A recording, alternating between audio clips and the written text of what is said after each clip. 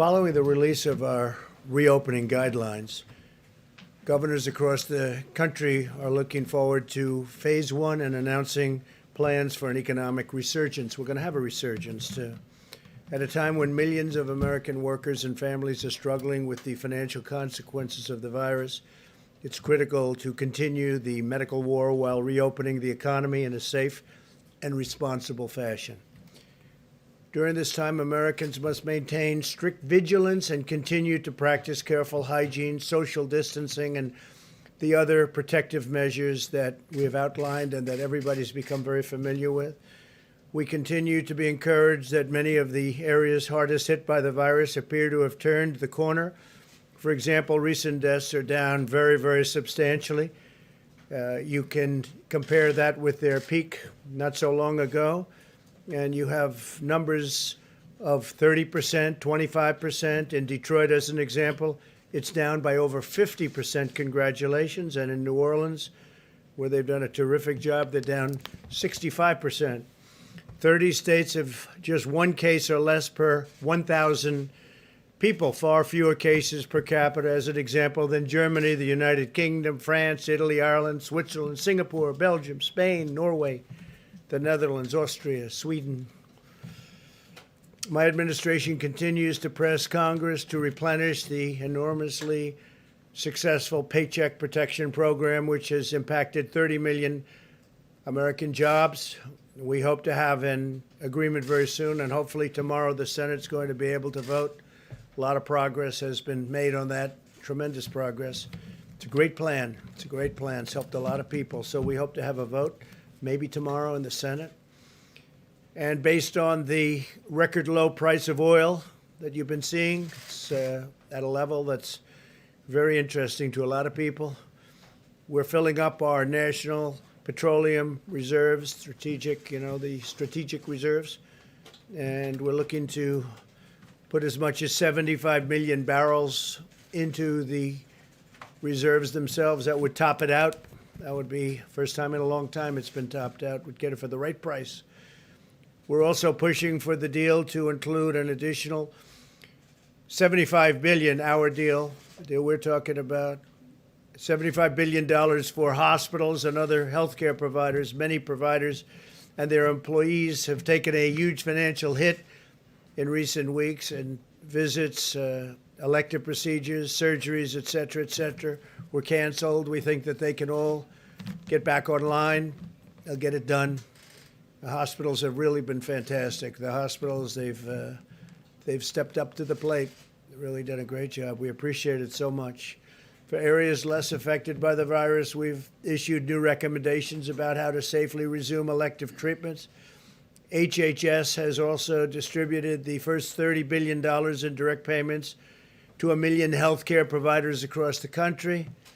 We've also invested $1.4 billion in community health centers to ensure our most vulnerable communities, including many African American and Hispanic American communities, have access to the services and testing that they need. Earlier today, Vice President Pence spoke with governors from all 50 states about our unified effort to defeat the virus. He had a great call.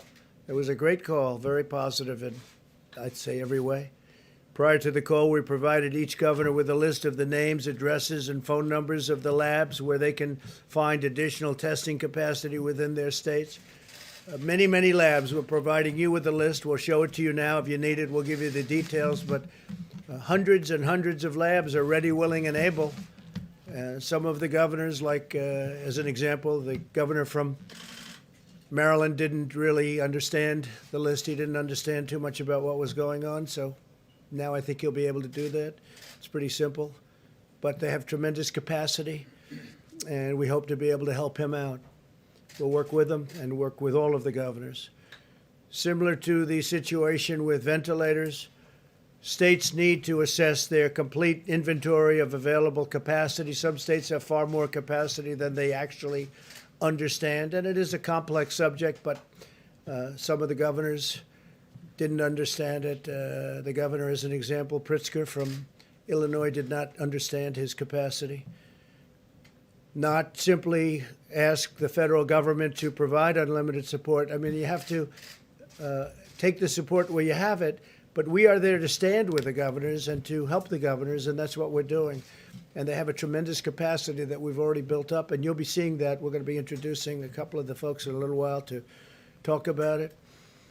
I want to draw your attention to Governor Cuomo's remarks during his press conference today. He said the president is right. The state's testing is up to the states to do, which will implement the tests and logistically coordinate the tests. We have about 300 labs in New York, and they're great labs, actually. And it's my job to coordinate those 300 labs. I think the president's right when he says that the states should lead, and the governors they're really getting it together in New York. A lot of good things are happening in New York, and I think the governor's going to come in to see us tomorrow. He's coming to the Oval Office tomorrow afternoon. Andrew is going to be coming in with some of his people, so we look forward to that. Some of the articles that just recently came about, if you remember, and I put out a statement today, for a month it was all ventilator. That's all people could talk about was ventilators. And we did a great job with that. We built a lot of ventilators, to put it mildly. We have so many now that at some point soon we're going to be helping Mexico and Italy and other countries. We'll be sending them ventilators, which they desperately need. They were not in a position to build them themselves. But we have thousands being built. Every state they have the ventilators. If they don't, we have almost 10,000 in our Federal Reserve, our stockpile, as they call it. And we did a great job with the ventilators. Unfortunately, the press doesn't cover it other than the fair press. But so then you say, gee, they need ventilators. We don't need ventilators. And that's under pressure we did that. Nobody that needed a ventilator in this country didn't get one. And a story that just came out, how the media completely blew the Trump ventilator story. I'm sure you'd love to see that. That's by Rich Lowry, respected journalist and person. How the media completely blew the Trump ventilator story, which unfortunately it did. And here's another one that just came out. Kyle Smith, the ventilator shortage that wasn't. The ventilator shortage that wasn't. Because we got it fixed. And we're also going to help the states, by the way, stockpile ventilators. So if a thing like this should happen again, they've got them. The stories on testing are all over the place, that we're actually in good shape. I'm going to have the vice president and others speak to you about that, but we're in very good shape on testing, and we're getting better all the time. You're going to see some interesting things. I thought before I went any further, though, I'd like to have General Semonite, who's done an incredible job, tell you where we are. You know, we're still building beds in hospitals for people that need them. I guess the hospital business general is getting pretty much closed out now, but we're creating a lot of space for people just in case, and in some cases they probably will be using them. But I thought the general, he's been so impressive and done such a great job. I thought on behalf of the services and on behalf of the federal government, he'd say a few words about what we're doing right now. Thank you very much, General. Well, thank you, Mr. President. Just want you to know that on behalf of all of us in the Department of Defense, our thoughts and prayers go out to all of those patients and all those victims that have been affected by this terrible virus. And the President and the Vice President talk all the time about the heroes, but I've been out there. I've seen the doctors, I've seen the nurses, and all those that have worked very, very hard. And we're just so proud to be part of this noble calling. For my team, I really made it very, very simple. I said there's 3 legs of this stool, and they all have S's. There's sites, in other words, hospitals. We've got to worry about supplies, and we've got to worry about staff. And so right when Governor Cuomo called the president about almost 30 days ago, he said, I need some help worrying about what could be tens of thousands of hospital room shortages. So the president and Secretary of Defense asked us to fly to Albany with a team.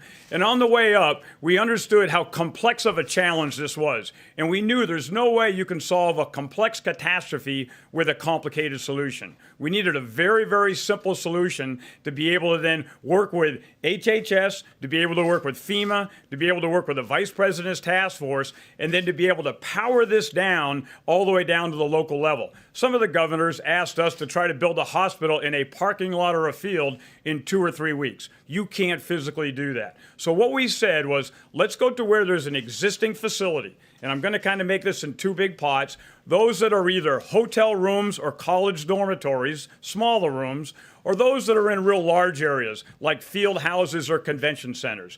And we designed those standard facilities that could be either non-COVID or COVID, and then we got that approved here at the federal government to be able to then power that back down. So we went to Governor Cuomo, and he said right up front, I love the concept, need you in the Javits Center, I'm ready to start having you work tomorrow afternoon. So when we flew back that afternoon, the next day, we basically built this standard design and then continued to be able to power it down all the way down through the rest of the team. So I just want to show you a couple slides here, and we'll kind of let you know where we're at right now, Mr. President.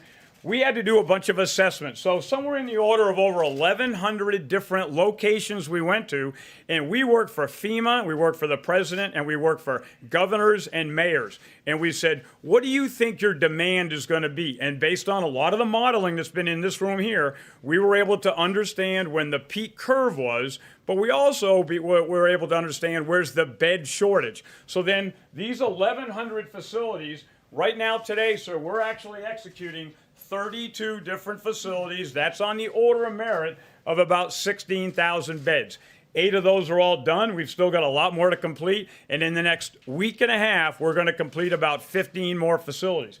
We've got some pending. Some mayors and governors are still wondering, do they have enough bed space? And what's important here is we need a very agile plan. You can't do something 3 weeks ago and think that this is going to continue to stay, because this virus gets a vote. And this entire team, the federal government, has tried to be as agile as they can, supporting those states and those governors. The beauty of the plan, though, is it doesn't have to be built by the United States Army Corps of Engineers. So we designed about an extra 52 facilities. We gave those to the governors, and I've got to be very, very laudatory to the governors. They then imposed and put a lot of those on the ground and did those themselves. So let's go to, I'm just going to show you some real simple pictures here. Go to the next slide if you don't mind. So this is an example of the Javits Center, and you've heard the president talk about it quite a few times. This one, about 2,100 bed spaces. What you get is about a 11 or 12-foot square cubicle. There is lights in there. There's a nurse call, so if you need to be able to call the nurse station. There are nurse stations throughout. There's pharmacies throughout. This one started as non-COVID, but then we came back in and put in central oxygen. So everybody has oxygen right behind their bed to be able to take care of those patients. And again, built this one, about 1,000 patients treated.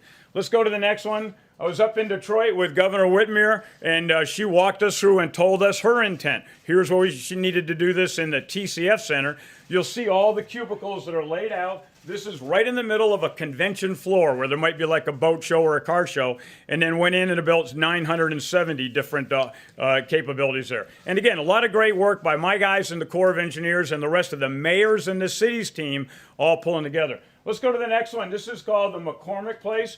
Governor Pritzker sat us down. He said, here's kind of our intent of what you want to do. Mayor Lightfoot walked us through, and we went into another large convention center. This is actually 3,000 bed spaces, a very, very large build, and got this one done in a relatively short time. And then here's another one that kind of helps you understand the dynamic here. Go to the next one, please. This is in Miami Beach, and I flew in to see Governor DeSantis. And my guys had kind of scoped out about 450 beds, and he said, Todd, how long is it going to take to build this? And we kind of said probably till the 27th of April.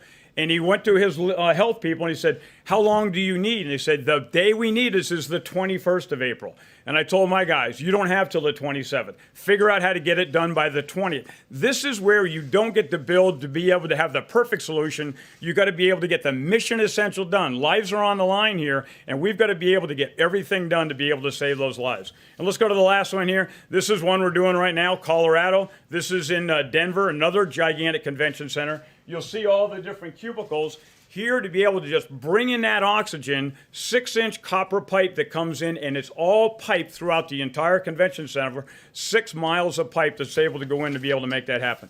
And in closing, I just want to be able to say that we are very, very focused in the Corps of Engineers getting this done. But this is all about the team, the federal team, the state team, the local team. The Vice President's task force and a lot of the people sitting here have informed us of how fast we need to go. And it goes back to, again, all the governors and the mayors that make this happen.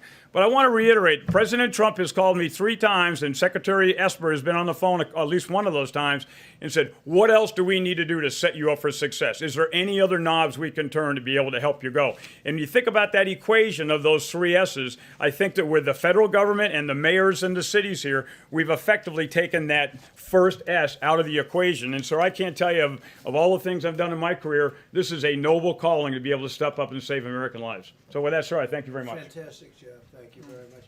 Anybody have a question for the general while he's here? Anybody? Because I think it's very self-explanatory.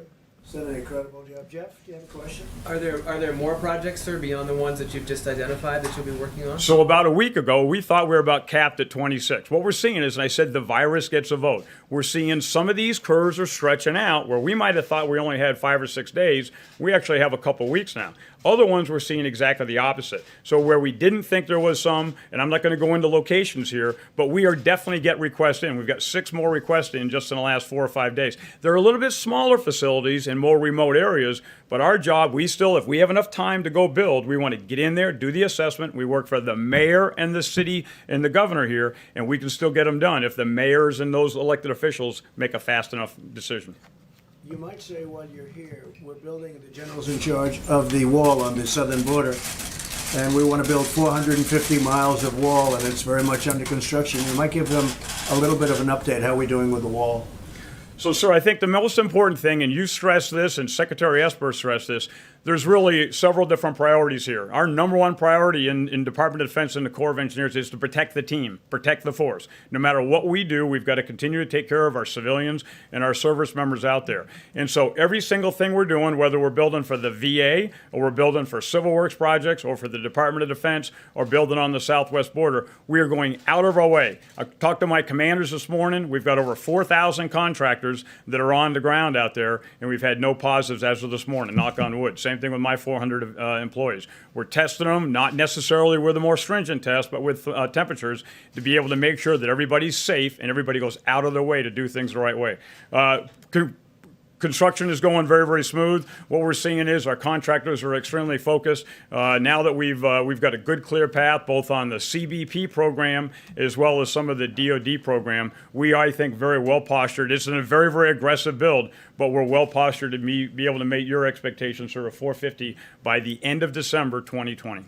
And we're over 160 miles. 164 as of today, sir. 164 miles, and we'll have it done sometime pretty early next year. Very exciting. Yes, sir. And you might just say one thing, the quality of that wall in terms of its power for stopping people that shouldn't be coming into our country. So same thing. If you have a standard design that you trust in and it works very well, I've got a pat on the back, Commissioner Morgan. He was very adamant to continue to be able to make sure that it supports his agents. And so we've got a design now that certainly does that. And then we've got a phenomenal contractor workforce that's in there, my Corps of Engineer employees, and it's going in well. We don't see any significant problems. And I think it's also important to point out that we want to do this the right way. So we try to balance this with environmental considerations are out there. We're trying to do due diligence when it comes to anything to do with any of the citizens who are affected. We're trying to make sure that we're protecting all of the things that we need to protect and try to find that balance where we can both meet the administration's directive while at the same time making sure we're doing this so that everybody gets a vote and everybody has a fair shake. Okay. Yeah, please.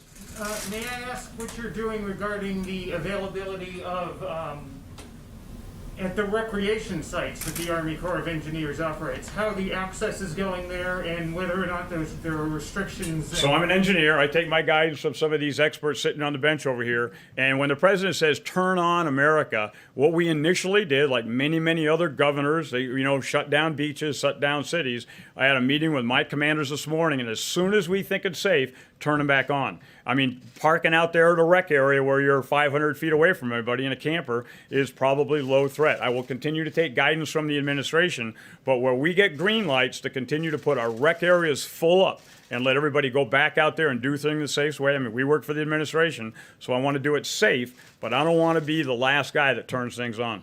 Not at all. Yes, ma'am. Hi, thanks for walking through some of the efforts. Do you have any, can you say anything about whether or not there are any specific efforts in communities that are hardest hit, like Black communities or Latino communities, communities of color? Are the Army Corps of Engineers doing anything that would be building any sort of temporary facilities for those communities? So we basically key off what the city asked for, the city and the governor. There are a couple specific areas that certain city mayors have asked us for. Again, I'm not going to go into details, but we basically, if they go in and say, I'm very worried about a hot spot on this side of town or a specific community here, we will do, and that's what the administration is charged to do, is whatever we can do to be most responsive. We just don't want ever to have an ambulance pull up to the back of a hospital and somebody says, we're out of room, go to the next hospital down. So that's where we're trying to make sure that that bed space is available. And so far, everything we built has been ahead of need. In other words, we're able to finish the building 2 or 3 days before it's needed. Thank you, ma'am. Okay. So you know you have a choice. You can stay and watch these wonderful people ask us really nice questions, or you can go back to building beds. Sir, I got a lot of building to do. I'm going to leave if I you had don't a mind. feeling you were going to say Thanks, that. sir. Very impressive.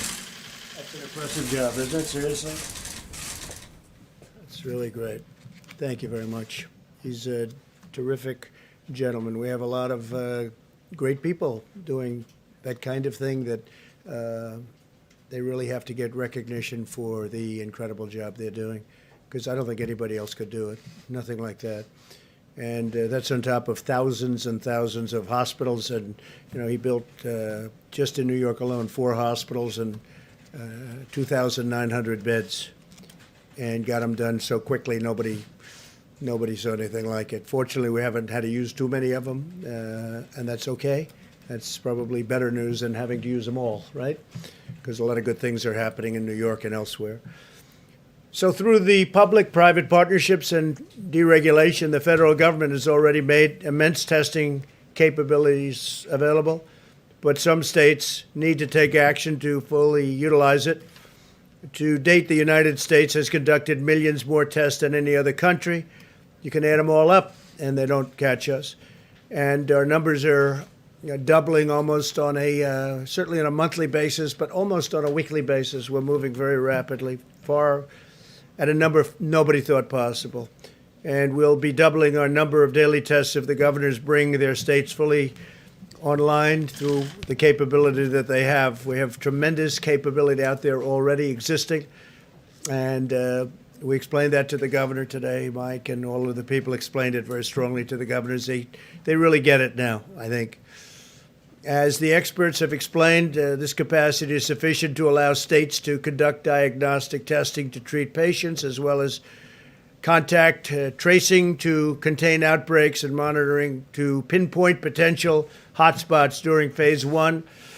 And there are some hotspots, and we have them pinpointed, and they can really cover it very, very nicely when they know exactly where to go, and they're being told where to go. And also these locations where they're going, and some of them are federal. Some of the governors didn't realize they were allowed to use federal locations. They are. And we have a booklet of the federal locations. We can hold it up. I think you'll show that. Maybe we'll hold it up now. Yeah, okay, fine. But you see the number things. Thanks.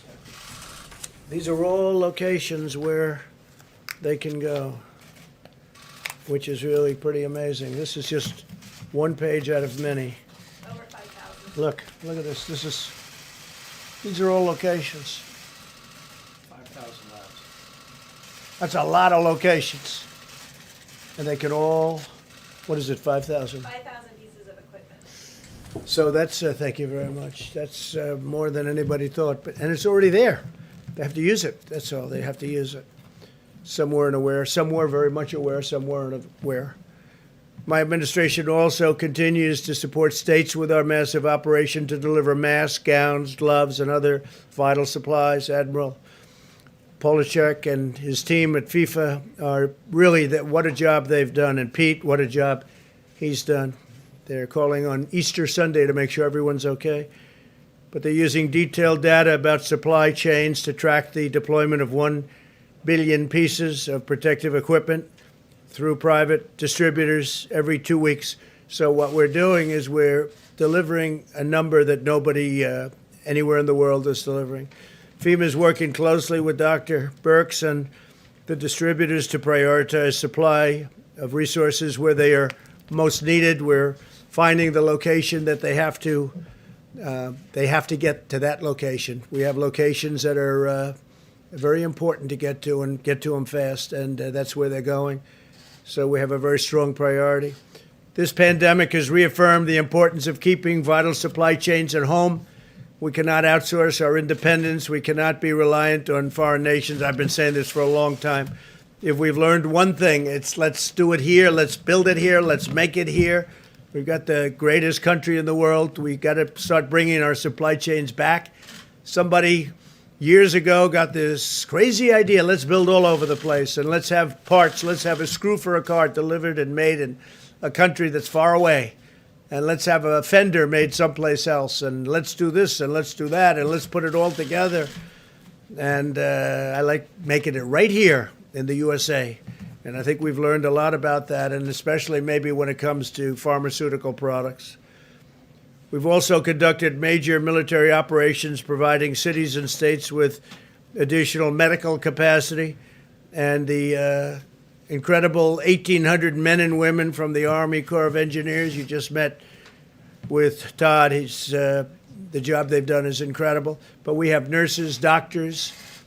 We have experts in every field all over. Spoke with Governor Cuomo, spoke with Mayor de Blasio, spoke with many of the other governors that I'm both friendly, and I think I'm friendly with just about all of them, if you can believe it. But I've gotten friendly with a lot of them. I've gained a lot of respect for a lot of the governors, both Republican and Democrat, during this process. Some really good people, some really good talent. But we're sending a lot of our medical people, not only our construction people like Todd Semonite, but a lot of our medical people are being sent all over the country to different locations. New York City, New York State, New Jersey. I spoke with Phil today. He's doing a terrific job in New Jersey, but New Jersey got hit very, very hard. Phil Murphy, governor. From the day this crisis began, America launched a scientific mobilization of colossal size and scale. Someday they'll be able to write the true story, because nobody's seen anything like it. The fake news just refuses to cover it correctly, but that's okay. The people are understanding, and that's what matters to me. There are now 72 active trials underway across the United States, researching dozens of therapies and treatments, and another 211 are in the planning stages. They're literally mobilizing on therapeutics and also on vaccines. A tremendous progress is being made on vaccines, and I must say on therapeutics. I mean, frankly, if I had my choice, give me the therapeutics right now, because that would help people right now. And we have some things that I think are working, not only working, but we have some incredible things that look like they could be an answer, but we'll know soon. Being tested, working out right now. This includes their therapies designed to attack the virus, as well as others that would hinder its replication, reduce the rate of infection, control the immune response, or transfer life-saving antibodies from the blood of recovered patients. And one of the incredible things that we've seen, and Mike and I were talking about it before, is the fact oftentimes somebody gets very ill from the plague, okay, from this horrible scourge, and they get better and they recover. And the first thing they say is, I want to give my blood. That's happened. The doctors have told me it's happened so much. I want to give my blood. I want to give my blood. And they're doing that. But tremendous things are happening. You'll be seeing that over the weeks. I think we'll be talking about it in the not too distant future. Johnson & Johnson's very well along on vaccines. Again, the vaccines have to be tested. The therapeutics are for now. But a lot of good things are happening on both. But ultimately, we also hope to prevent infection through a very safe vaccine. And that'll be a great thing when we have that. And we will have that. So with that, I'd like to introduce Admiral Guar and Brad Smith to discuss some of the incredible things that have been done, and they really are what they've been able to do in a very, very short period of time with, and equipment. You're going to see equipment that you haven't seen before. And if you just come up, Brad, if you guys would come up, you could give us a little display of some of the equipment that we have and some of the things that are happening, having to do with testing, because testing is a big word. Remember, it was all ventilators. And the reason it was all ventilators, they said, there's no way he'll ever be able to catch this one. And not only did we catch it, we are now the king of ventilators all over the world. We can send them anywhere, thousands being made a week. And they're very high quality. And that wasn't playing well. So then they said, testing. Oh, we'll get them on testing. Well, testing is much easier than ventilators. Ventilators are big machines that are very complex, that are very expensive. You need you need a group of people that really know what they're doing. We took auto lines, we took a lot of different people, and now we've done that. But it used to be ventilators. Now it's testing. And I think the Admiral, and I think that Brad will show you some things that you haven't seen that are really very spectacular, having to do with testing. We're way advanced. The list I showed you, these are places you can go if you're in the States. 5,000 different machines, 5,000. They're all over the country. We have international also, but these are all over the country. But you'll see something now that's really eye-popping in terms of what they've done. And they've done this under great pressure. They've come up with things under great pressure that are absolutely amazing. So please, if you would. Thank you, fellas. Well, thank you, Mr. President. I want to talk about a couple things today, a little bit different than I've spoken about before. Since early March, we've really been focusing on two key concepts for testing. Number one, to assure and expand supplies in the U.S. market.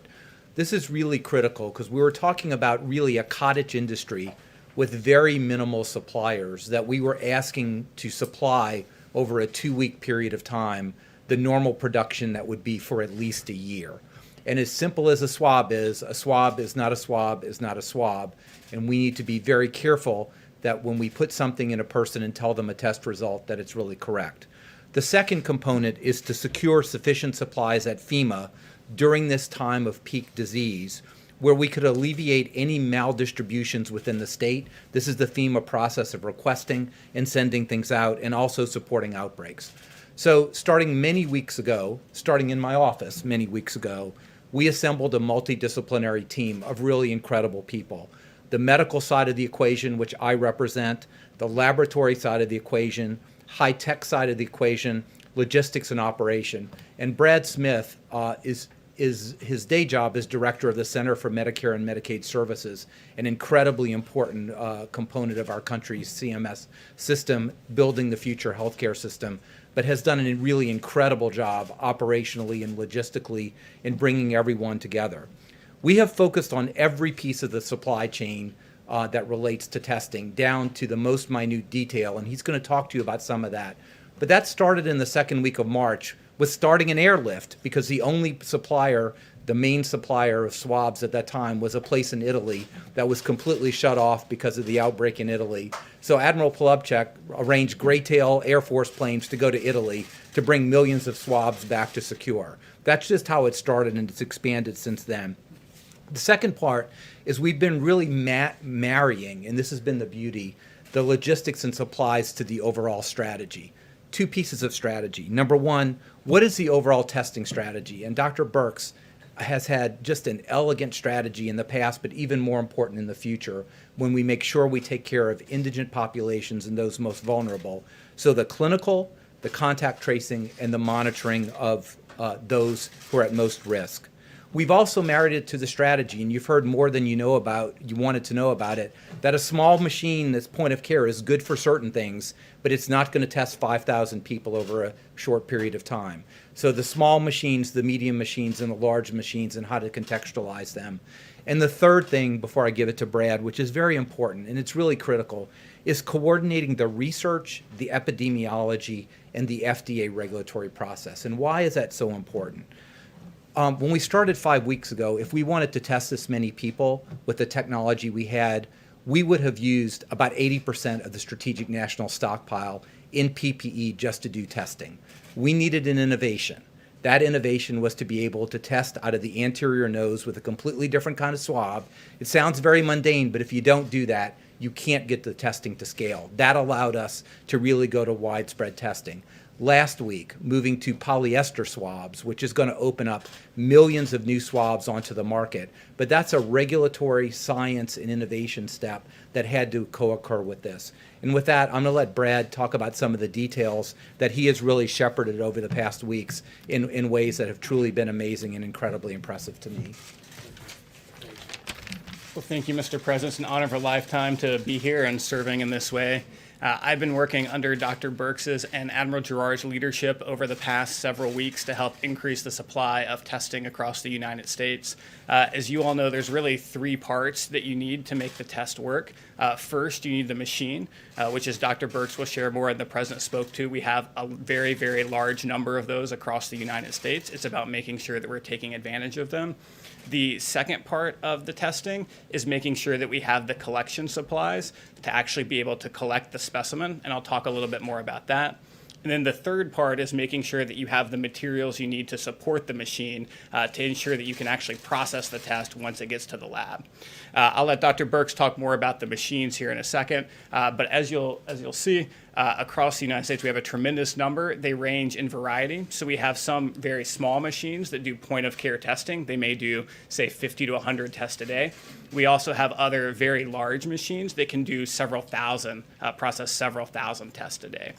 On the collection supply piece, I'll talk through a couple different kinds of collection that can be done. So for the nucleic acid test, which are the tests that are currently being done today, you generally need a swab of the nose. To do that, you need the swab, you need the collection tube, and you also need the transport media that it can be transported in.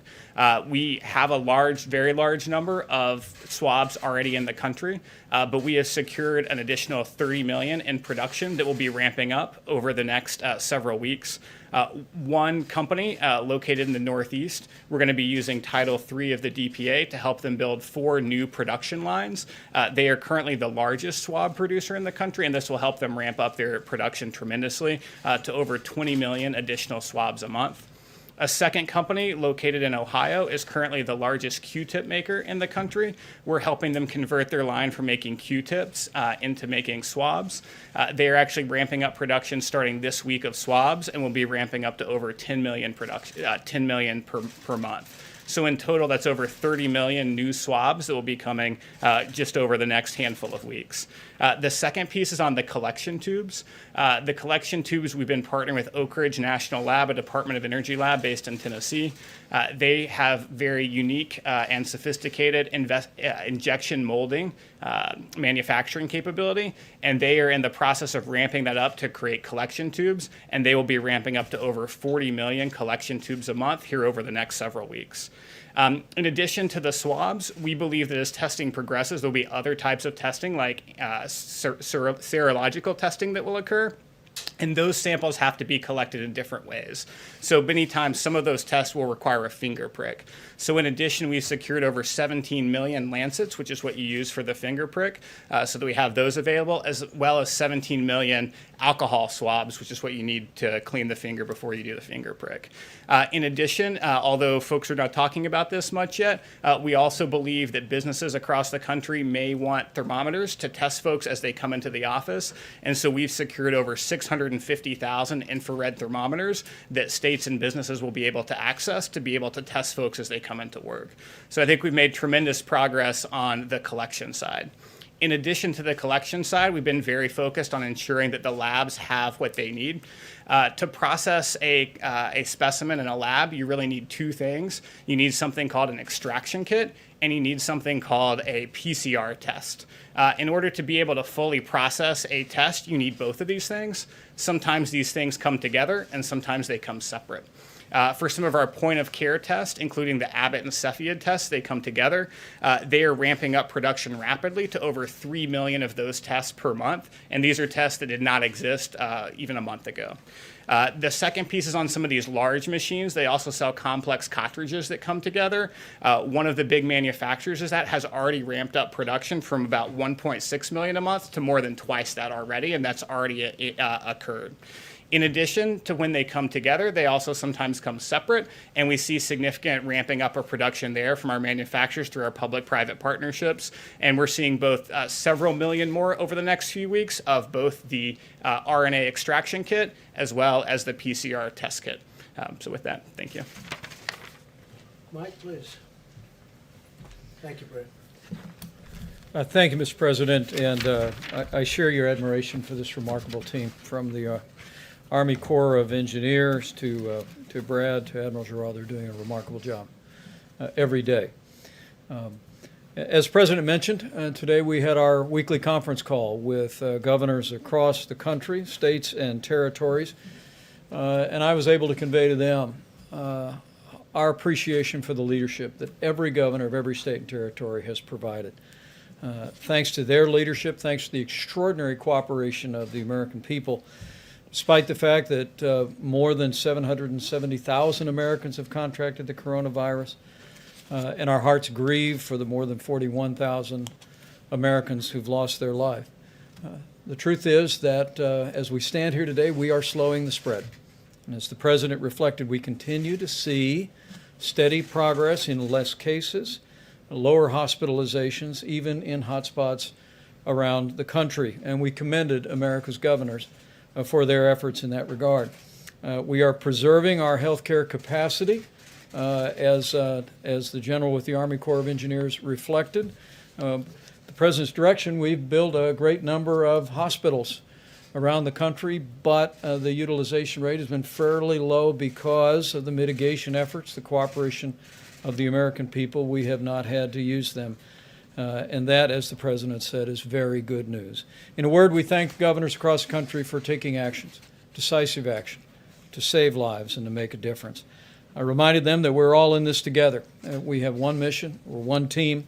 We spoke on the conference call about last week's guidelines to open up America again. And we heard from governors across the country about the progress that they are making. We spoke to governors from New Jersey, Connecticut, Florida, Louisiana, Texas, and Michigan about their ongoing efforts at social distancing, and addressed questions that they had about needs that have been spoken of already in this presentation today. In addition, as we promised last week when we spoke to governors on Thursday about the guidelines to open up America, our team presented every governor in the country, states and territories, with a memorandum detailing laboratory capacity and all locations of laboratory equipment for diagnostic tests that can perform the coronavirus test. We also provided, as Dr. Birx will elaborate in just a few moments, literally a map about where these testing devices are located. And I must tell you, Mr. President, I was very impressed at the way governors, as we speak, are scaling testing in their own states using these resources. Our hope is that by providing this information, and by our team that we've enlisted out of Walter Reed, that's contacting every one of the laboratories in the country to find out what their needs are and to encourage them to activate those testing machines to do coronavirus testing, that will continue to be able to support a state-managed effort to increase testing even more. But a few highlights. Governor Doug Ducey announced antibody testing for 250,000 health professionals this week and first responders, a partnership between the state and the University of Arizona. We spoke today about Governor Gavin Newsom's announcement that he set up a task force for testing, 5 to 7 high-capacity testing hubs in partnership with UC San Diego and UC Davis to increase testing in high-capacity labs around the state of California. We heard from Governor Ron DeSantis, Mr. President, about the efforts of the state of Florida. I believe he said that at this time Florida had conducted 275,000 coronavirus tests, and they're in the process of a major expansion of statewide testing with the goal of opening up additional sites and using the Florida National Guard to test residents at nursing homes and long-term care facilities in Florida. We also recommended today to every governor's attention the public health website that the state of Florida established, which has useful information on a county-by-county level about where testing is happening. Mr. President, as you said, governors are utilizing testing assets. They're managing and deploying these resources as they see fit. And at your direction, we're going to continue to work very closely with them. Other governors that we spoke with included Governor Gretchen Whitmer of Michigan. There are 13 new or expanded coronavirus drive-through testing sites in Michigan that her team has stood up with Michigan Primary Care Association, and we assured her that we would continue to work as Brad and Admiral Giroir are literally working around the clock to make sure that they have the supplies to support all of that testing. As the President said, Governor Hogan, who always begins our conference calls as he's chairman of the National Governors Association, expressed appreciation for last week's guidelines to open America up again, and his appreciation on behalf of all the governors for the list of laboratories in each individual state. He did raise the issue that we had included on the list Department of Defense facilities that have laboratories and machines, and also other federal facilities, many of which are in Maryland. And I was able to assure Governor Hogan and every governor on the call that we will make all of those laboratories available across the country to every state as the need for testing capacity continues to scale. And so this is one more step where you see the Army Corps of Engineers, where you literally see thousands of military doctors and nurses on the streets of New York and other cities around the country. This is one more step where we're literally, as the President said from early on, are leaving no stone unturned, and we are delivering a whole of government approach for our states as they deal with the coronavirus outbreak. Governors are continuing to expand testing, and we assured them that we're going to continue to work in every way to support their efforts to do just that. I will say again, as we've said before, as Dr. Birx comes up to explain to you what we delivered to the governors today, we told the governors once again today that by our best estimates, we have enough testing capacity today for every state in America to go to phase 1 if they meet the other criteria of 14 days of reduced cases and sufficient hospital capacity to prepare for any eventuality that may occur. Once again, we have enough testing capacity for every state in America to go to phase 1, but we assured the governors today that we're going to continue to work around the clock to expand the testing capacity, support supplies, and to support their efforts to encourage social distancing and the very mitigation efforts that the American people have been doing that have brought us the progress that we see all across the country today. With that, Mr. President, I'll just let Dr. Birx describe what we distributed today. Thank you, Mike. Deborah? Thank you, Mr. Vice President, Mr. President. We just want to show you a couple of additional slides, but also to remind all of Americans that we still have a significant number of cases, both in the Boston area and across Massachusetts and Chicago, to really that our hearts go out to those cities as they continue to struggle with coronavirus and the consequences at the hospitalization, to all the healthcare providers that are on the front lines. We wanted, so these are just an illustration of the different types of equipment that are out there, describing them both as low speed, but quick turnaround time, to high speed and taking 3 to 4 hours to actually run 100 or more tests. And so the equipment range from all those different, and that's why there's 5,000 of them as noted by the President in this list. We wanted every governor and every state and health laboratory director to have a clear understanding of the full capacity within the state, both for the capacity, but also where technical assistance and additional supplies may be available. And we were proud to put the federal labs on that list because the military and the VA have stepped up every step of the way to provide support both in testing and care. And we have many military members on the front lines, and I'm sure the military would offer their facilities to the governor of Maryland or any governor who wanted to utilize those to expand testing. So the next slide, I'm just going to run through them very quickly. So every governor not only received the Excel spreadsheet with the complete list of the equipment and the zip code of the location and the laboratory to really be able to create a mosaic of laboratories of the high speed and low speed equipment together to meet the needs of their clients, depending if they're drive-through or hospital needs. So this is what Florida looks like. Next slide. This is what Louisiana looks like. Next slide. Maryland with significant capacity. Next slide. Virginia with significant capacity throughout the state. Next slide. New York, obviously a lot of capacity in New York City with overlapping capacity. It's important to know where this is because then hospitals and labs can support each other when they need surge capacity. Next slide. This is New Jersey. Next slide. Pennsylvania. Next slide. Massachusetts. Next slide. Ohio. Next slide. Oklahoma. Next slide. Washington. Next slide. I think that's Wyoming. So we wanted to show both in states that have large populations and in states that have lower populations. You can see that in general, the number of machines match their population.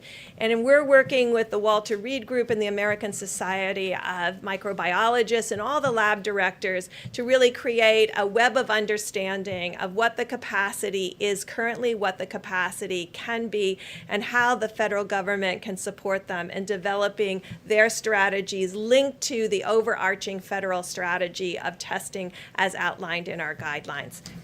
Thank you, Mr. President. Question for Dr. Burks? Yeah. Dr. Burks, University of Southern California and the LA County Public Health put out a report today that suggests that the penetrance of the virus is as much as almost 40 times what it was believed to be, that as many as 442,000 people in LA County may have been infected, which suggests two things. It suggests that you have a lot more people out there who could be spreading the virus, but it also suggests that the case fatality rate is more in line with the 2017-2018 flu than what we've seen in some other areas of the world. But I'm wondering if you've seen that, what your thoughts were. So we're looking at all those studies very carefully, and I think you will remember over the last 3 weeks I've been talking about the level of asymptomatic spread and my concern about asymptomatic spread because with flu and other diseases, when people are sick, it's easy to contact trace. When people are not sick and shedding virus, you have to have a very different approach, a very different sentinel surveillance approach, a sentinel monitoring approach, which we outlined in the guidelines. And it's why the guidelines took that very seriously. We knew that was unique for respiratory diseases, but it was because we were very concerned about the level of asymptomatic. And if you remember, we talked about younger age groups may have more asymptomatic disease, and your asymptomatic disease may decrease with your older age groups, and that your symptomatic disease might increase with age groups. This is still our working hypothesis. We have no data right now still to support that, but it's these kinds of studies that help that. We know that New York and Detroit and other cities are very interested, which we want to also support them in testing for frontline responders, first responders, and healthcare workers because we think their exposure may have been the greatest. What we don't want to do, and I'm just going to do another 30 seconds on testing. These tests are not 100% sensitive or specific. And I'm going to go over this over and over again. So if you have 1% of your population infected, and you have a test that's only 99% specific, that means that when you find a positive, 50% of the time it will be a real positive, and 50% of the time it won't be. And that's why we're really asking people to start testing in among the first responders and the healthcare workers that may have had the greatest exposure, because that's where the test will be most reliable. And then when we have the luxury, we can go out to broader and broader communities.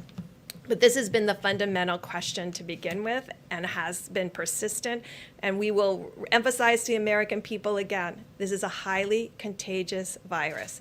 And we don't know by looking at someone whether they have pre-existing conditions or not.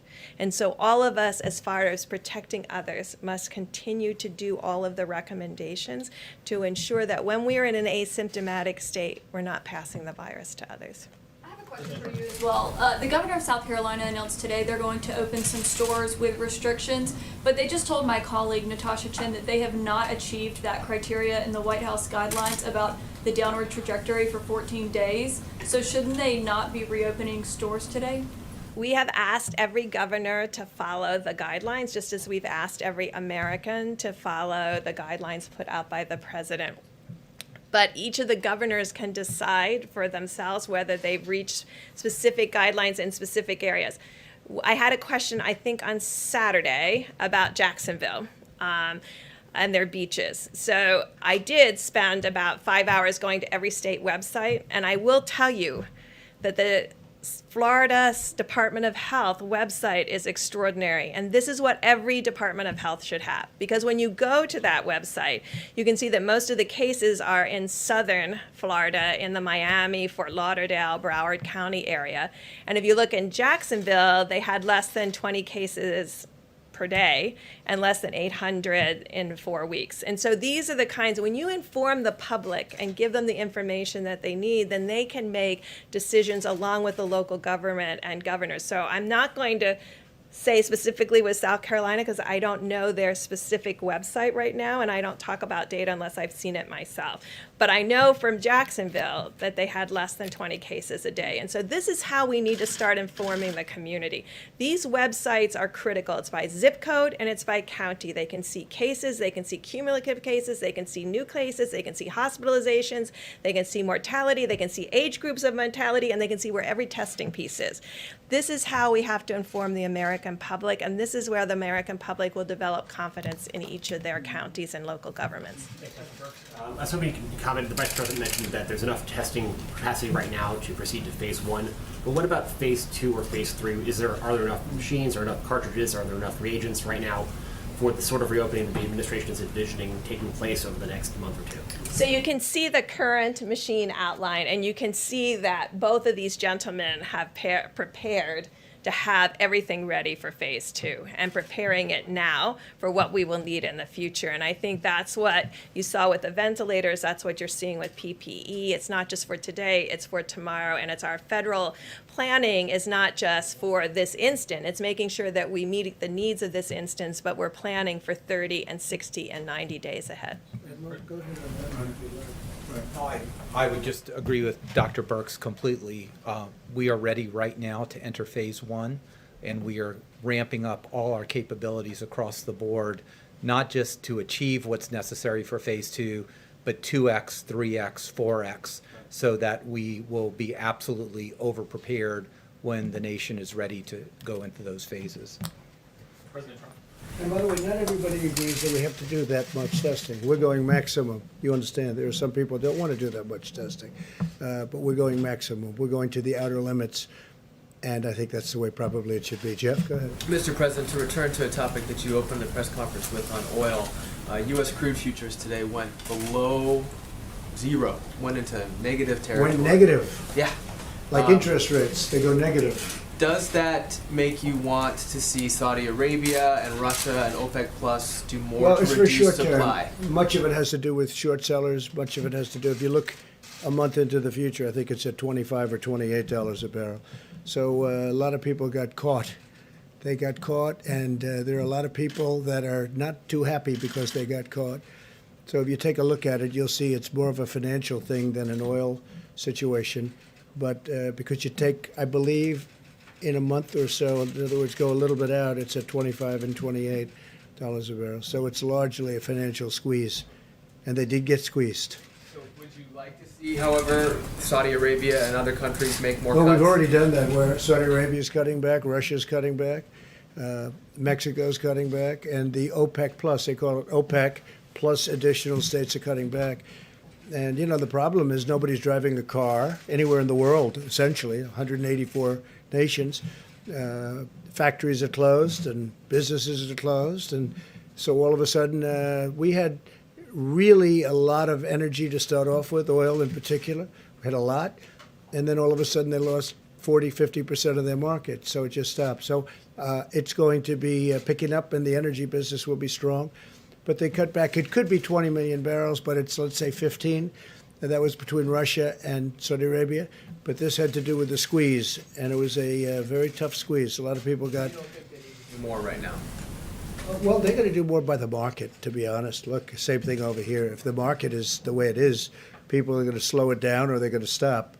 That's going to be automatic, and that's happening, yeah? Mr. President, on criminal justice reform and these SBA loans, I got an email earlier this morning from a fella in the Northwest who owns a supply business. and he has a felony on his record, nonviolent felony, in the past 5 years, which under SBA guidelines makes him ineligible for one of these PPP loans. So he has now had to let go 50 employees, many of whom are criminals trying to get back into society.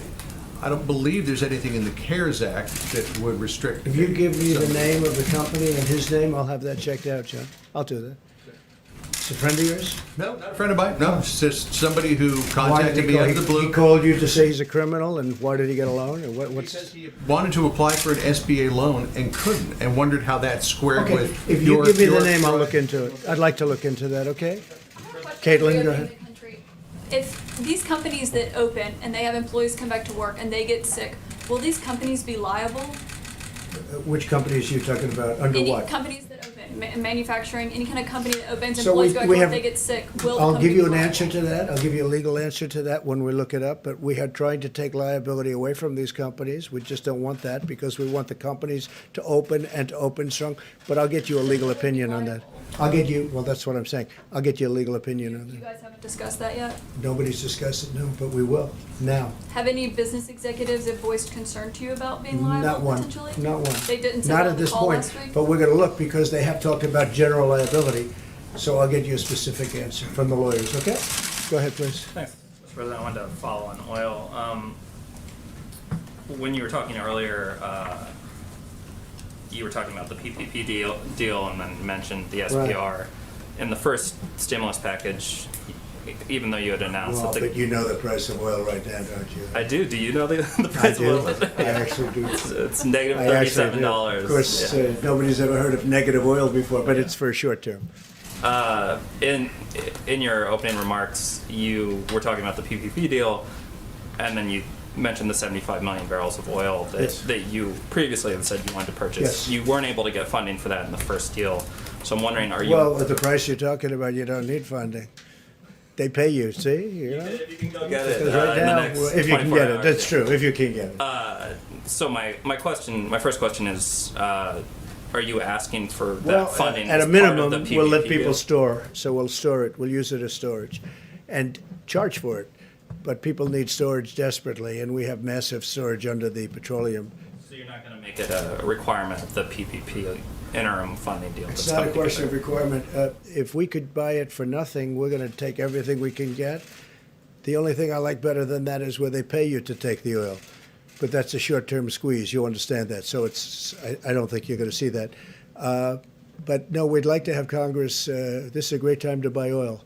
And we'd like to have Congress approve it so that we could, instead of just storing it for usually the big companies, because I think we have 75 million gallons right now capacity. That's a lot. We've been building it up over a period of time, but that's a lot, 75 million barrels. So we're going to either ask for permission to buy it or we'll store it. One way or the other, it will be full. Okay, please. Mr. President. Go ahead. Sorry, You finish up. We'll go right to you. Yeah. Some senators, including Senator Kramer, have called on you to stop Saudi oil shipments that are on the way right now. Is that, you can do that under Section 232? Is that something that you would consider? Well, we'll look at it. I heard just as I'm walking into the room, we certainly have plenty of oil.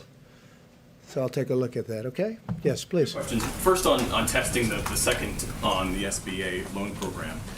When will you, or will you in fact, invoke the DPA to force that company you mentioned to ramp up production of Well, medical swabs? we really don't need it. We use it, we go up, and I've used it a lot. But we use it, and then sometimes all they have to do is see it coming. Do you want to talk about that, Admiral, please? I think this is, I don't think any of us knew very much about the DPA, but there's sort of a force side of the DPA where you force a company to do something, but there's a second side of it which is really a hand up. The company we're talking about has done everything to support this effort and have ramped up production. I'm on the phone with them multiple times a day. This is the hand up. This is the government coming in and saying, how can we help you expand your lines? There's no asynchrony here at all. So this is the hand up side of the DPA, which is exactly what these small American heroic companies need. They don't need to be forced. They're all in. Their employees are all in. So point of clarity. And we don't want to embarrass people either. Please, Brett, go ahead. So today, we were on site, or there were folks on site with that company, finishing out what their capital projections will be in order to be able to ramp up these additional 4 lines that I spoke about. The company will then turn in a white paper to the DoD that will then help move the process forward, but it's actively in process. And I fully understand that the need is enormous, but on March 21st, the administration promised 27 million tests by the end of March. So far, roughly 4 million people have been tested. So where are the other 23 million or so tests? Did they not materialize? Are they in the pipeline? Help us understand that discrepancy. So since I was the one who said that, let me explain where we were. So I was getting my information, it was correct information about the actual tests that are in the marketplace. So if you want to use those metrics, there's been over 40 million, quote, in the marketplace. But we have an end-to-end issue that we needed to deal with, and that's what we've been dealing with. The swabs, the transport media. If we don't have people utilizing the machines the way Dr. Birx is talking about, we have some of our main platforms that are only 10% being utilized. You could have a lot of tests in the market, and those are correct numbers. But if the machines aren't utilizing them and they're not organized at that level, then they're not being utilized to its fullest. So and that, you meant if the machines were utilized, that would be the you would have a lot of those millions of tests already being done. I think Ambassador Birx has estimated that we have another 1 million tests a week just on one platform that could be done if the machines were utilized more fully. Question for Admiral Guerrero. For his? Admiral Guerrero. You say that there, and the Vice President has said this, Mr. Smith said it, that there will be enough tests in place for phase 1. There are. The question is, what's the standard of testing that you now have the capability for? Is it test people who are only very ill? Is it test people who have the sniffles? Is it test people who come in just because they want to get a test? I mean, what is the standard here for the testing? It is the guidelines, but I tried to be a little specific about this on Friday, and we all tried to. Number one is you need to test everyone who's symptomatic, right? And you need to over-test them because... How symptomatic?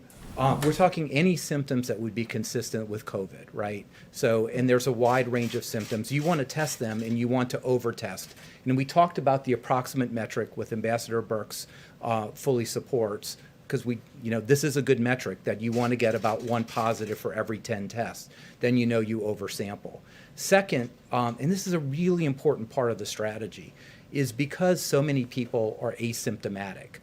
There's no way that you can test enough people to pull 1 asymptomatic out of 300 people in the population. So the strategy with Ambassador Birx offered, and I talked to epidemiologists around the country, and they go, wow, I wish I would have thought of that, is to really focus on the vulnerable population where we know that the asymptomatic rate could be much higher than the rest of the population. And we are going to be focused, and this is what my office does, and during normal times, focusing on the underserved populations, particularly in inner cities and urban areas. They have a higher rate because overcrowding, they can't telework, they're subject to a lot of comorbid conditions. Nursing homes, we all know about nursing homes, and there's both symptomatic and asymptomatic spread. And finally, some of our indigenous populations in the Indian Health Service. So this is a very, very important layer that most of the models and people don't talk about, because that's where we're going to pick up the asymptomatic carriage, and when you do that, that's when you focus on track and trace. So just a quick follow-up on that. If we have enough tests right now for everyone to go into phase 1, why is the governor of Maryland having to get 500,000 tests from South Korea? I don't know what the governor of Maryland is doing in South Korea, but there is excess capacity every day. If he wanted to send 30 or 40,000 tests to LabCorp and Quest, that could be done. That could be done tomorrow. Enough that they needed to start to up their testing capacity and make it adequate. So I they think had to I have think these we're seeing late-night all meetings across the country that in the states that have been hardest hit, their capacity, not only their capacity, their testing far exceeds South Korea. And they've been able to do that on a relatively straightforward basis. I don't know what the governor of Maryland, we talked to him today, he didn't bring that up today. We were on the governor's call today. But you haven't spoken to him personally on this? Go ahead, Mike. We spoke to Governor Hogan today. I'll follow up because I heard there was an announcement today about that he had acquired some tests from overseas. Maybe we could put the slide back up that showed the number of facilities just in the state of Maryland. And part of our process, and I don't know when the governor placed the order from South Korea, wouldn't begrudge him or his health officials for ordering tests. But the capacity of all the different laboratories and the number of machines that are across Maryland is part of what we were communicating today, including federal facilities. NIH is in Maryland, there's Department of Defense facilities, and what we assured the governor then, and we assured all the governors, is that we'll open up all of those facilities. But John, back to your point, there was one other element of that, that's the phase 1 testing, and I can't really describe it as well as the doctors here, but it's the contact tracing piece. We really believe that states that meet the criteria of 14 days of cases going down and proper hospital capacity, if they test people that have symptoms, and if they deploy resources to vulnerable populations, nursing homes and other designated vulnerable populations where we believe the threat of serious outcomes from the coronavirus is real, then we also today inform the governors that we will be deploying CDC teams to every state and every territory in the country to assist them in contact tracing. Governor Jared Polis raised a very good point about the legislation the president is currently negotiating on Capitol Hill. He recommended that we make sure that the new bill that has some $25 billion in testing resources also cover contact tracing expenses by states. We assured him our administration strongly supports that. We communicated that to the Secretary of the Treasury and the rest of our negotiation team, and we'll be pursuing that. But we were able to tell every one of the governors that we will be deploying teams, we think of 10 or 12 for a start, from CDC to reside in all of our states and territories to supervise and work with contractors and others to do the kind of contact tracing. So it's test people that don't feel well and may have the coronavirus, keep a careful eye and monitor your vulnerable populations, and when you come across a case, have a team on the ground that can do the immediate contact tracing and testing, and that's how we restrain and contain the spread of the coronavirus during phase 1, and frankly, it's the beginning of the structure for how we contain the coronavirus going forward. And take a look at that map. The governor of Maryland could have called Mike Pence, could have saved a lot of money. Look at these different places. That's Maryland right there. So could have saved a lot of money, but that's okay. To go to South Korea for No, I this don't think he testing needed to go to kits? South Korea. I But think you he guys- needed to get a little knowledge would have been helpful. On the Yeah. SBA loans, do you think it's right that major corporations, major institutions like the Ruth's Chris restaurant chain like Harvard University apparently got a lot of money under the CARES Act, money that was supposed to be earmarked for small business owners? Do you think that's fair? Well, I know And one if- thing, I didn't get any. That's for sure. I didn't get any. We'll look at individual things, and some people will have to return it if we think it's inappropriate. But should the criteria be changed that that money goes to people who need it? the Well, most? it's being done by great professionals. It's being done by banks, and as you know, community banks all over the country. That's what they do. They loan money, and they're supposed to do it according to not only criteria, but according to what we think is right. But if somebody got something that we think is inappropriate, we'll get it back. Okay? Good point. Please, go ahead. Yes, a different question about South Korea. There are reports that you are personally negotiating with President Moon the terms of reduction of U.S. forces on the Korean Peninsula, and that there are 4 scenarios involved. Can you confirm that? And if so, what is your desired outcome? Well, I think that South Korea had a great talk with President Moon. He's a friend of mine. I congratulate a wonderful election victory. I was very happy about that. He was, as you know, just recently. We are negotiating for President Moon and for South Korea to help us monetarily, because we, as you know, we have 32,000 soldiers there. That varies from 28 to 32,000 in South Korea. And we think that before I came aboard, they paid very little, if anything. So we're defending a wonderful nation, a nation that we have great relationships, but we're asking them to pay for a big percentage of what we're doing. It's not fair. So it's not a question of reduction. It's a question of will they contribute toward the defense of their own nation. We're defending nations that are very wealthy. South Korea is a very wealthy nation. They make our television sets, they make ships, they make everything. And I give them great credit. We've been defending them for many, many decades, as you know, over 8 decades. And I've gone to them in the past. Last year I went to them, and now they're paying $1 billion a year. And I went to them again. I said, look, I'll be back because that's just a fraction. And again, the relationship is great, but it's just not a fair relationship. We renegotiated the trade deal and made it a much more equitable deal than it was in the past. It was a terrible deal. It was done by Hillary Clinton. It was a terrible deal. The new deal is a much more equitable deal. That's on trade. But on the military, I mean, we're paying for the military to defend another nation that's 8,500 miles away. And they're not the only one I'm talking to, by the way, as you know. I won't go into names, but I've done this. Nobody talks about it, but I think it's appropriate. I think the taxpayer of our country, taxpayers want to hear these things. And so now they've offered us a certain amount of money, and I've rejected it. I just said, it's just, look, we're doing a tremendous service. We have a wonderful feeling and a wonderful relationship with each other, but we have to be treated equitably and fairly. And so that's where it is right now. And what's going to happen, I can't tell you, but we'll find out fairly soon. But I congratulate the president, who's a friend of mine. I congratulate President Moon on having a terrific victory. Please, sir. Thanks, sir. A question for you about Governor Cuomo's visit, and then also a question for Dr. Birx, if you'll let me. The New York governor, along with the National Governors Association, in the past have called for aid to be unrestricted, as a lot of state and local governments see their revenues drop. Are you open to the idea of unrestricted aid, or do you want it to be pandemic specific? Well, we're going to be talking about that in phase 4, as you know, which will start very shortly. And that has to do with infrastructure, hopefully infrastructure, because this country needs infrastructure. We spend all this money in the Middle East, $8 trillion. $8 trillion with a T dollars in the Middle East. But if you have a pothole in a highway someplace, they don't want you to spend the money to fix it. How stupid have we been in this country? How stupid have we been? And that's changing rapidly. You know that. You've seen that, including things like negotiating with friends. But when we are helping friends, friends should reimburse us for the cost. I mean, why should we be defending nations for free? We're defending a nation for free. Now I'm getting $1 billion a year, and we were offered much more than that, but I turned it down.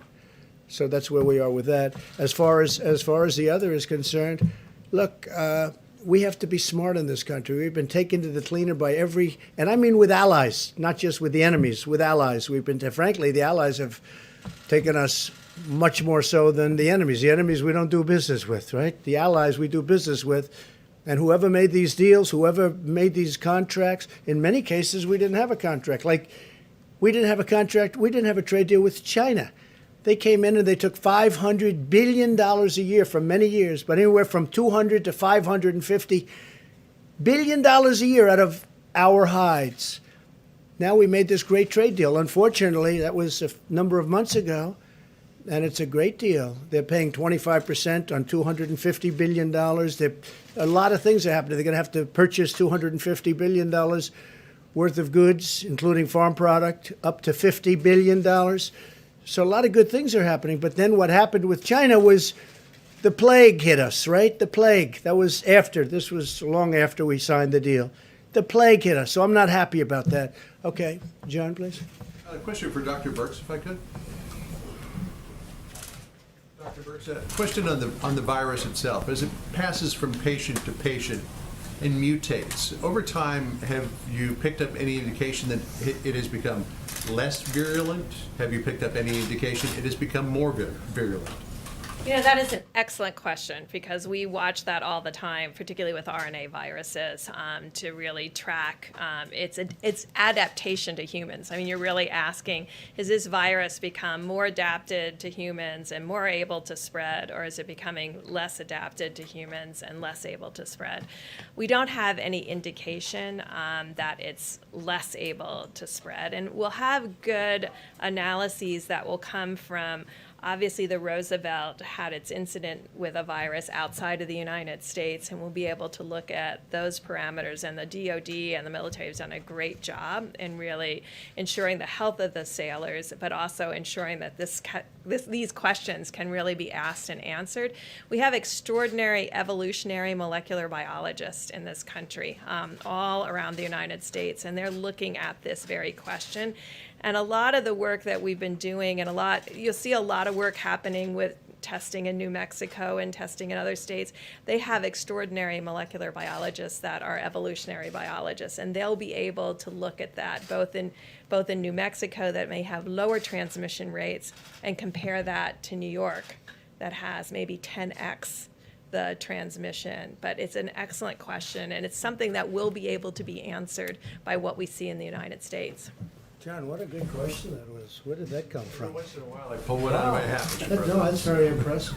You know, when Senator Schumer wrote a letter a couple of months ago, and he said, you should use admirals and generals. I said, well, that's where first of all, we have our vice president has been incredible, but we have the admirals, we have the generals. And I was just talking to the admiral inside just before we came out. I said, did you go to Annapolis? He said, no, sir. I said, oh, that's too bad. That's too bad. Where did you go? He said, I went to Harvard. Oh, that's okay too, I guess, right? So you went to Harvard, and he was a great student at Harvard. He's doing a fantastic job. And this young gentleman was very, very successful. But he wanted to help the country. He wanted to come into the country, and we appreciate it very much. It was a big success, big success. Let's do here and there next, okay? We're all set. Good. Thank you, Mr. President. I was hoping you talked about your meeting tomorrow with Governor Cuomo that you mentioned. Is there a reason he's coming all the way down here? I don't know. He wanted to, and Is that sort of travel we, believe it essential? or not, we get along. Okay? He was very generous yesterday in particular. Said we did a, quote, phenomenal deal. I don't know if anybody wrote that, but he said that, and I appreciated it, because it's not about me. It's about these people and thousands behind Mike and the Admiral and all of the other people that are working with us. I mean, and you see, look, I don't understand when I see polling and approval ratings for the job. I mean, this group should get a 95. It really should. And we're really helping the governors a lot. And the governors call me, the ones I know, or the Republicans, but the ones I know, and they say, it's incredible the job you're doing. Again, not me, the job this group is doing. And you sit here, and I'm watching from the corner, and I'm just saying, boy, it's incredible stuff. When you watch the general get up, General Semonite, and talk about boom, boom, boom, you don't see that. You don't see that. When you hear the Admiral speak about the testing, how good it is, and yet people don't like to say it. But remember, it was all about ventilators a month ago. Ventilators. Then we fixed it. You don't hear about ventilators. Where is the ventilator? Jeff, you haven't asked about ventilators recently.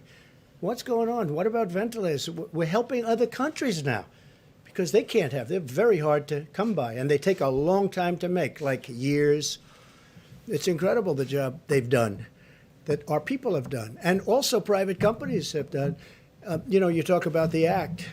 We don't like to use it unless we have to, but a lot of times just the fact that you have it gets you everything you need. So, we don't want to embarrass any of the companies, but we have used it on a number of occasions, and it worked, but it works just as well before you have to use it, because they don't want to be embarrassed, and I don't want to embarrass them because they've done a great job. Please, go ahead. Thank you, Mr. President. No, I think right behind you, I promised. I cannot tell a lie, so we'll get you next, okay?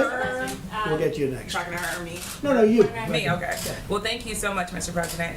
My question, I have two questions. The first one is on testing. You talked about the idea that first it was ventilators, now it's testing. You seem to maybe possibly be implying that talking about testing is a personal attack on you. Can you explain why you think talking about testing is a personal attack, given that the access to testing has been an issue for a long time? There's bipartisan outcry still today that there's not enough testing. Why do you think it's a personal attack on you? Well, it's not bipartisan, it's mostly partisan, but more importantly than mostly partisan, it's incorrect.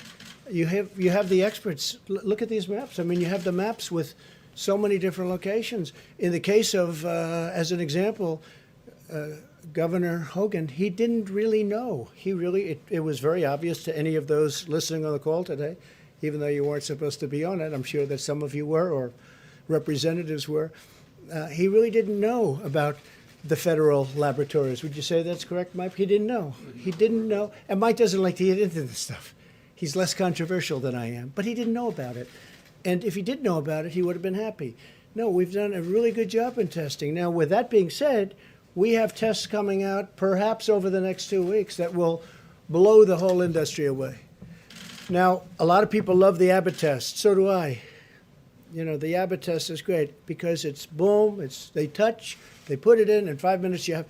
The problem is that doesn't do massive numbers like the big machine. But the big machine takes a day and a half, you know, with delivery and everything else. But we have tremendous testing capability. Remember this, we've tested more than any country in the world by far. In fact, I think I read where if you add up every other country in the world, we've tested more. But remember this, we're dealing in politics. We're dealing with a thing called November 3rd of this year. Do you know what November 3rd represents, right? You know better than anybody in the room. November 3rd of this year, it's called the presidential election. No matter what I do, no matter where we go, no matter how well we do, no matter what, if I came up with a tablet, you take it and this plague is gone, they'll say Trump did a terrible job, terrible, because that's their soundbite. That's the political soundbite. They know the great job we've done. But with all of that being said, and also there is a thing that somebody could talk to if they want, but I don't want to bore you with it. Not everybody believes we should do so much testing. You don't need so much. We're talking about maximum. The reason that the Democrats and some others, maybe because they don't know, they want maximum because they want to be able to criticize. Because it's almost impossible to get to the maximum number, and yet we've been able to do it already. But with that, and you'll be seeing this over the next couple of weeks or sooner, we have a test. If it comes out, it'll revolutionize the whole world of testing. It'll be something really special. So I don't view it as personal at all. What I do say is it's something that's not fair to thousands of people that have done such a good job. The second question I have about your language and how you approached the coronavirus at the beginning. I interviewed someone who said that his family got sick. They went to a funeral in mid-March. And they said mainly because the president wasn't taking it seriously. He said, if the president had had a mask on, if he was saying we should stay home, then I would have stayed home. Well, Instead, I have family members. He said his family members were sick, and because they were listening to you. Do you feel like, or are you concerned that downplaying the virus maybe got some people sick? And a lot of people love Trump, right? A lot of people love him. You see him all the time, right? I guess I'm here for a reason, you know? To the best of my knowledge, I won. And I think we're going to win again. I think we're going to win in a landslide. But just so you understand, you're talking about March, right? Yeah. And yet, excuse me, I know, I understand. And yet in January, a certain date, you know the date better than I do, we put on a ban of China where China can't come in. And before March, we put on a ban on Europe where Europe can't come in. So how could you say I wasn't taking it seriously? Do you know, I put on a ban on China before anybody in this country died. I put on a ban. And so you tell me, Nancy Pelosi she wanted to have a street party in Chinatown in San Francisco at the end of February. That's a month later. And then they tell me it's only a political talking point, but you feed into it because you're too good a reporter to let that happen. Really, you are a good reporter. You're too good a reporter to let that happen. Remember this. So at the end of January, I put on a ban. People that were in that room will tell you, I think there were 21 people. I was the only one in the whole room that wanted to do it. Fortunately, I was the one that counted for that purpose. We put on a ban because I was reading bad things about China. World Health Organization should have told us. But I was reading it with or without them. They should have known. All they had to do was read it. They didn't have to even be there. But they tried to cover up for China. World Health covered up for China. But no, wait, but you can't say this. Look, I put on a ban. In other words, I stopped China from coming to the United States. I stopped Europe from coming into the United States long before the March date that you're talking about. So people should say I acted very early. That was a very hard thing to do. Doing that was a very hard thing. I didn't want to do that, but I did it because I thought, and Dr. Fauci said that by doing it, President Trump saved tens of thousands of lives. So I did take it very seriously. Rallies in February and in March, and there are some Americans. Oh, I don't know. saying- I don't know about rallies. I really don't know about rallies. I know one Rallies thing. in February. I haven't left the White House in months, except for a brief moment to give a wonderful ship the comfort. You held a rally in March. I don't know. Did I hold a rally? I'm sorry, I hold a rally. Did I hold a rally? Let me tell you, in January, when I did this, you had virtually no cases and no deaths, and yet I put it on. So how could I not? Why was Nancy Pelosi, right? Nancy Pelosi is holding a street fair. She wants a street fair in San Francisco in Chinatown to prove, you know what the purpose of it was? To prove that there's no problem. Many other politicians did the same thing and wanted to prove. While I was, no, of course not. No. I've been, people are amazed at how early I acted, and I did act early. With that being said, it's very hard to say, let's close down the greatest economy in the history of the world. I had to close down. I and everybody else that works with me and 300 and close to 350 million people built the greatest economy in the history of the world. Best employment numbers, best stock market numbers, best numbers in virtually every category, even good manufacturing numbers. The previous administration said manufacturing was dead for our country. Even great manufacturing numbers. And you know what? I did that, and somebody walked into my office and said, sir, you're going to have to close down the economy. You're going to have to close the country. But you know what I say to you? We're going to rebuild it, and we're going to rebuild it better, and it's going to go faster than people think. I built it once. I'll build it a second time. Please. Mr. President, thank you. Shelley on the Phone America. Please. Go ahead. We have, in going back to the topic of friendship and bipartisanship, Americans, with the exception of Pelosi, Schumer, and even Romney, Americans have seen an unprecedented chapter of bipartisanship and cooperation on the political landscape. On a personal note, what has been the most significant signal that your relationship with Democrats below the leadership level have changed for the good of America? I think it's a great question because there is bipartisanship. Look, we're getting the paycheck plan. It's already $350 billion was approved, essentially unanimously, and we have another 250, which I think you're going to find out is going to be a higher number than that. Okay, I won't say it now because I don't know if they've released it or not, but it's going to end up being more than $250 billion. And this is going to small businesses and it's going to workers. And these are really bipartisan plans. It's a great thing that's happening. So I think the fact that we're able to do all of this in a bipartisan way is great. Now, the tax cuts that the Republicans did, we had no help from the Democrats, so you can't say that's bipartisan. But this whole thing, getting our country back, and, you know, Nancy Pelosi's been, she's very nasty. She, you know, wasted a lot of time on a impeachment hoax. It was a total hoax, went nowhere. And that was not good.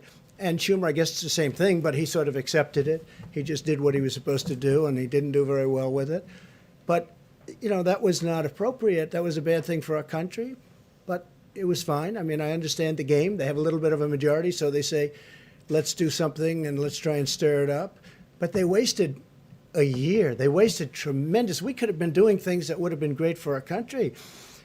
They could have been looking into China. They should have been looking into China as an example. A lot of people are blaming the Democrats for wasting all that time because it was during that period of time, as you know, that it was fomenting. But I think we've had a great spirit of bipartisanship in a certain way. It's not, I wouldn't say we're going to set records throughout the world, but things are happening that are very good. The country is coming together. And I'll tell you what, the people are coming together. The people are really coming together. I think you're going to find that our country is much more unified. I do think that the press, the media, foments a lot of this, a lot of anger. I really believe it foments tremendous anger. For instance, I'll be asked a tremendously hostile question from somebody, and then I'll answer it in a hostile way, which is appropriate. Otherwise, you look foolish. Otherwise, it looks like just walk off the stage and bow your head. I can't do that. You know, I just can't do that. But a lot of these questions that are asked from certain networks are so hostile, and there's no reason for it. There's no reason for it. We are in a war. This is a World War II. This is a World War I, where, by the way, the war essentially ended because of a plague. That was one of the worst ever. They lost almost 100 million people. But we're in a big war. And I'll say one thing about, because I think it's important. The last person, I did it early, but I was the last person that wanted to close down one of the great economic, you can't call it an experiment, but everything, I guess, in life is an experiment. So I'd say experiments, but one of the great economic stories in history. I'm the last person that wanted to do it, but we did the right thing. Because if we didn't do it, you would have had 1 million people, 1.5 million people, maybe 2 million people dead. Now we're going toward 50, I'm hearing, or 60,000 people. One is too many. I always say it. One is too many. But we're going toward 50 or 60,000 people. That's at the lower, as you know, the low number was supposed to be 100,000 people. We could end up at 50 to 60. Okay, it's horrible. If we didn't do what we did, we would have had, I think, 1 million people, maybe 2 million people, maybe more than that. And you look at, there's one country in particular that decided, let's wing it, let's just keep going. They are being inundated with death. Now, if you take a look at some of the hospitals where, one of them I knew growing up in Queens, and I'm looking at the bodies laying in hallways, being brought into refrigerated trucks, the trucks, these massive trucks, bodies going in. Multiply that times 10. It's not sustainable. And many of the people that have this theory, oh, let's, maybe we could have just gone right through it. I was somebody that would have loved to have done that, but it wouldn't have been sustainable. You can't lose 1 million people. That's almost double what we lost in the Civil War. I use that as a guide. Civil War, 600,000 people died. So it's not sustainable. But it could have been much more than 1 million people. I mean, if you took a number and cut it in half and half and in half again, you'd end up at 500,000 people. Okay, if you want to make a very conservative guesstimate, 500,000 people is not acceptable. Is that a correct sort of an analogy? So, I mean, I see it all the time by friends of mine, by people that I have great respect for. Well, we could have done this, we could have done. And remember this, when we say 50 and they compare 50 to the 35 of the flu, because it averaged 36,000 over a 10-year period, it's a lot. Who would think that? But we're not talking about with the flu, it just goes. We're not locking ourselves in our units. We're not locking ourselves in our apartments and not moving and not touching anybody and just saying, the world. In this case, we are. And we're still going to lose between 50 and 60. But if we just kept it going on a normal basis, which is really the only standard that you can compare it to with the flu, because that was a normal basis. You get into an airplane, you travel to Florida, you go to Texas, you go wherever you're going. But in this case, if we didn't do anything, the number wouldn't be 50 to 60,000. The number would be 1 million people dead. It would be 1.5 million, 1.2 million, maybe 700,000. It would have been a number in like that because and it's so important because I see so much, you can't compare it. Because I'll tell you what, the people of this country, what they've done, they've gone out of what they had, the way they've lived. It's not great. It's terrible. Maybe the first 3 days, and then all of a sudden, you see what's going on. They want to get going, and I get that fully. But I just say this: if we would have done that, we would have lost anywhere from 1 million to more than 2 million people. Now, with all of the death that we've seen at 50 or 60,000 people heading toward, right now it's at 40, but 50 or 60,000 people, probably over 50 for what I see. But that's with our guard up. If we took our guard down and just said, okay, we're just going to keep this open, we would have lost millions of people. Can you imagine? Look how bad it looks now when you look at the bodies, when you look at Hart Island in New York where they have the mass grave and all of the things that you see. Can you imagine if we had the guard down, if we didn't do anything and we just said, let's ride it out? It would not have been sustainable in any way. It would have been an atrocity. So we've done the right thing. We've really done the right thing. And the people that have worked so hard and dangerously, I'll tell you, again, I say it, but I watch those doctors and nurses and medical people running into those hospitals. And they don't even have their gear on. Forget about gear, whether it's great gear or not. And we're bringing in the best gear in the world. But they're running in with open everything, and they're the job. They're like warriors, the job they're doing.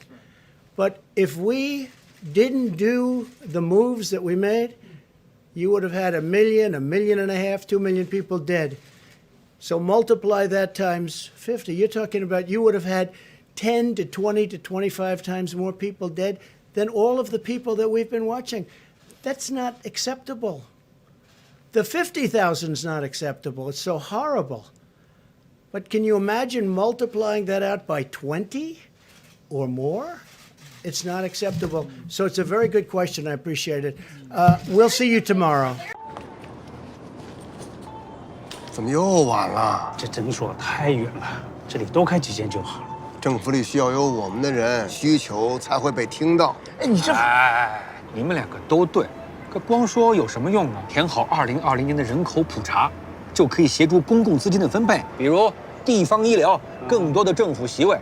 想要给自己发声啊，赶紧上网填，打电话也行。请上2020 census.gov 完成普查。